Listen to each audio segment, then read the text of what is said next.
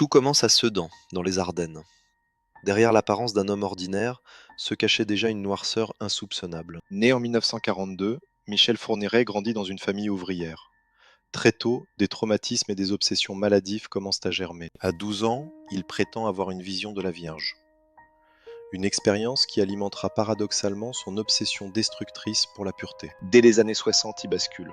Agression, viol. Fourniret n'est pas encore l'ogre, mais il est déjà un prédateur identifié par la justice. En 1984, il est condamné pour une série de viols. C'est derrière les barreaux de Fleury-Mérogis que son destin va prendre un tournant définitif. Pour rompre sa solitude, il passe une annonce dans une revue religieuse. Une certaine Monique Olivier lui répond. Leurs échanges épistolaires vont sceller un pacte de sang. Un pacte qui va ensanglanter la France et la Belgique pendant 16 ans. Dans ses lettres, Fourniret confesse ses fantasmes les plus sombres. Il cherche un complice, une alliée pour sa chasse aux vierges. Monique Olivier ne recule pas. Elle accepte de devenir son appât, en échange d'une promesse. Fourniret doit tuer son premier mari violent. Le pacte est scellé. Un contrat de mort où l'un apporte la force brutale et l'autre la ruse pour rassurer les futures victimes. En 1987, Fourniret sort de prison. Le couple se rencontre enfin physiquement et s'installe dans les Ardennes. Leur mode opératoire est prêt. Monique s'assoit à l'avant pour inspirer confiance.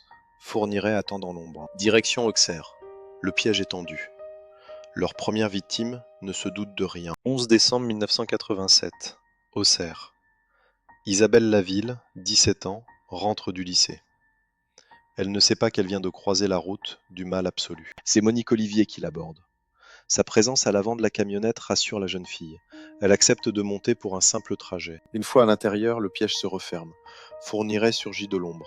L'innocence d'Isabelle est brisée par le premier crime de leur pacte. Fourniret assouvit son obsession macabre pour la virginité.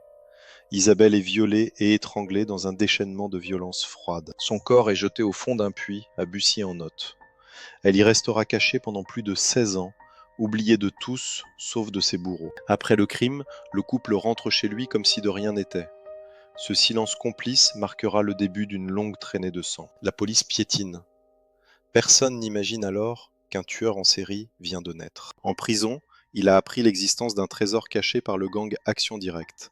Sa cible, Farida Amish, la femme de son codétenu. En 1988, il l'assassine froidement dans une forêt et s'empare de son trésor, des kilos d'or enterrés. Grâce à ce butin, il s'offre le château du Sautou, une vaste propriété isolée dans les Ardennes. Ce domaine devient son terrain de chasse privé. Un lieu où il se sent intouchable, loin des regards. Sous les arbres centenaires de son parc, il commence à enterrer ses secrets les plus sombres. C'est ici que les corps d'Élisabeth et de Jeanne-Marie seront déterrés des années plus tard. La Belgique devient son nouveau terrain d'action. Namur, Ciney, Charleroi, autant de villes qui ignoraient le prédateur qui les parcourait. Monique Olivier joue son rôle à la perfection. Elle est le visage rassurant qui convainc les jeunes filles de monter dans le fourgon de la mort. En 1989, à Namur, la petite Élisabeth Brichet, 12 ans, disparaît. Un enlèvement d'une audace et d'une cruauté sans nom. Puis vient Natacha Danet, 13 ans, enlevée sur un parking de supermarché sous les yeux de sa mère.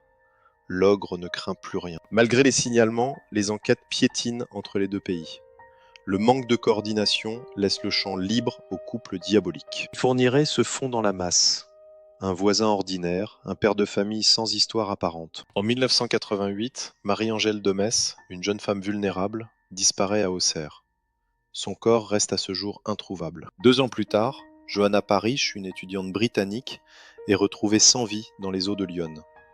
Un crime d'une violence extrême. Pendant près de 30 ans, Fourniret niera toute implication, laissant les familles dans une attente insoutenable. Ce n'est qu'en 2018, face à de nouvelles preuves, que l'ogre finit par passer aux aveux pour ces 2 meurtres. Combien d'autres victimes Lyon cache-t-elle encore dans ses replis?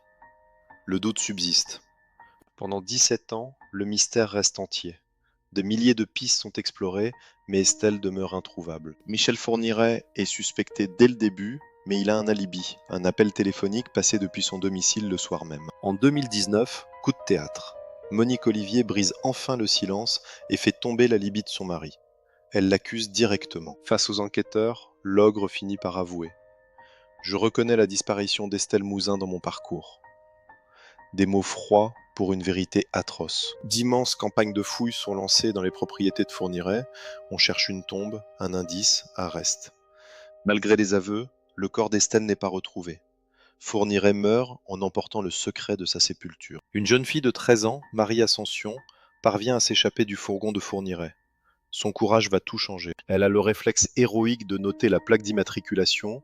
Pour la première fois en 16 ans, l'ogre a laissé une trace. La police belge n'attend pas. Michel Fourniret est arrêté le soir même.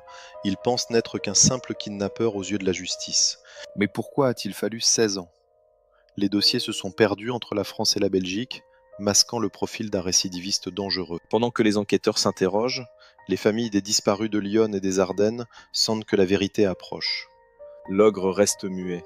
Il ignore que sa complice de toujours, Monique Olivier, s'apprête elle aussi à basculer. Dans le box, l'ogre reste souvent muré dans son silence ou se livre à des provocations cyniques devant des familles dévastées. Mais Monique Olivier finit par briser leur pacte.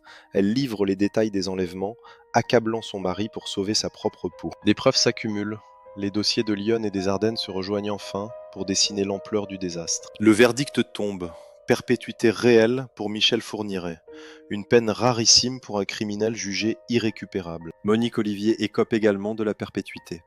Le couple diabolique passera le reste de ses jours derrière les barreaux. La justice a parlé, mais de nombreuses questions restent sans réponse. Les secrets de l'ogre sont bien gardés. Atteint de la maladie d'Alzheimer et de problèmes cardiaques, l'ogre finit ses jours dans un lit d'hôpital sécurisé. Ses souvenirs s'effacent. Le 10 mai 2021, Michel Fourniret s'éteint à l'âge de 79 ans. Il meurt sans avoir révélé l'emplacement de toutes ses victimes. Malgré ses aveux tardifs, il n'a jamais dit où il avait caché le corps d'Estelle Mouzin. Une douleur éternelle pour sa famille. En 2023, Monique Olivier se retrouve seule face à ses juges pour répondre de sa complicité dans les derniers dossiers.